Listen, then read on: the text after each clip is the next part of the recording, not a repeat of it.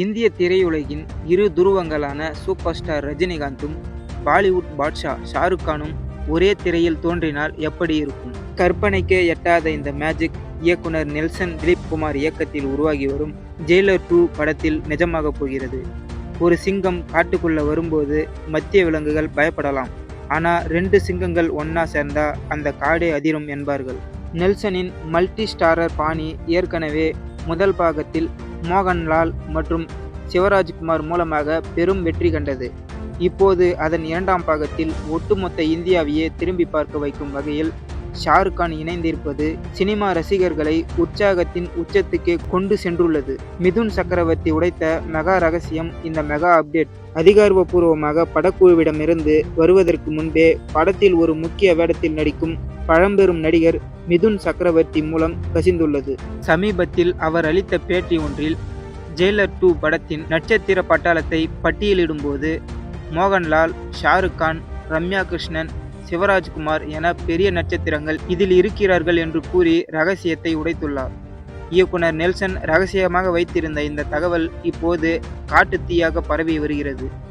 ஏற்கனவே லோகேஷ் கனகராஜ் இயக்கத்தில் ரஜினி நடிக்கும் கூலி படத்தில் அமீர் கான் நடிக்க உள்ளதாக தகவல்கள் வந்த நிலையில் நெல்சன் ஒரு படி மேலே சென்று ஷாருக் கானை களமிறக்கி இருப்பது கோலிவுட் மற்றும் பாலிவுட் வட்டாரங்களில் பேசு பொருளாகியுள்ளது. நண்பனாக வரும் கிங் கான் இதுதான் அந்த ரோல்.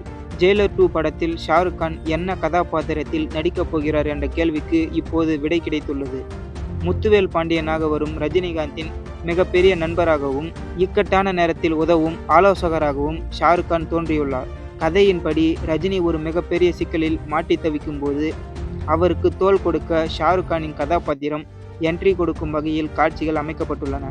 இது வெறும் சில நிமிட காட்சிகளாக இல்லாமல் கதையின் ஓட்டத்திற்கு மிக முக்கியமான பங்களிப்பை வழங்கும் என்று கூறப்படுகிறது. 1990களில் இருந்து ரஜினியும் ஷாருக்கும் நிஜ வாழ்க்கையில் நெருங்கிய நண்பர்களாக இருக்கும் நிலையில் அதே நட்பு திரையிலும் பிரதிபலிக்கப் போவது கூடுதல் சிறப்பு.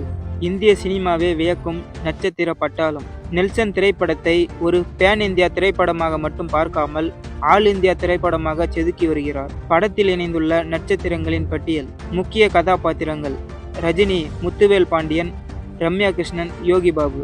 பாலிவுட் வரவு: மிதுன் சக்கரவர்த்தி மற்றும் வித்யா பாலன். சிறப்பு தோற்றங்கள்: ஷாருக் கான், மோகன்லால், சிவராஜ்குமார், விஜய் சேதுபதி, விநாயகன்.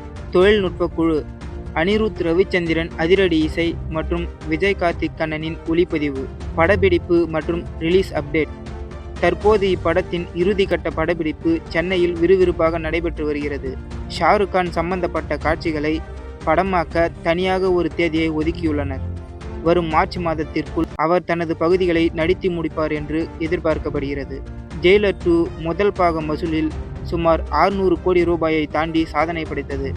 அதன் வெற்றியை தொடர்ந்து இரண்டாம் பாகத்தை திட்டமிட்டபடி ஜூன் 12, 2026 அன்று வெளியிட படக்குழு இலக்கு நிர்ணயித்துள்ளது. ஹுக்கும் என்ற பெயரில் இப்படம் வெளியாக வெறுமனே பெரிய நட்சத்திரங்களை மட்டும் சேர்ப்பது படத்தின் வெற்றிக்கு உதவாது என்றாலும் நெல்சனின் டார்க் காமெடி மற்றும் ரஜினியின் மாஸ் உடன் ஷாருக் கானின் கிளாஸ் இணையும் போது அதிக பாக்ஸ் ஆபீஸில் ஒரு புதிய சரித்திரத்தை படைக்கும் என்பதில் ஐயமில்லை. இந்திய திரையுலகின் இரு பெரும் ஜாம்பவான்கள் ஒரே திரையில் தோன்றப்போகும் அந்த வினாடிக்காக காத்திருப்போம்.